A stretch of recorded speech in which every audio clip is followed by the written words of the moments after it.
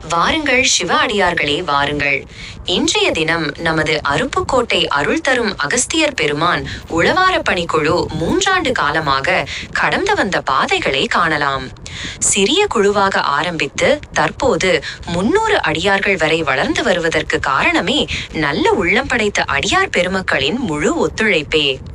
மாதம் 1 அல்லது 2 திருக்கோயில்களில் உழவார பணி என்னும் உத்தமமான இறை சேவைகளை செய்து வந்ததோடு தற்போது நல்ல உள்ளம் படைத்த அடியார்களின் முழு ஒத்துழைப்புடன் அடியார்கள் இல்லந்தோறும் திருவாசகம் முற்றோதுதல் விசேஷ நிகழ்வுகளையும்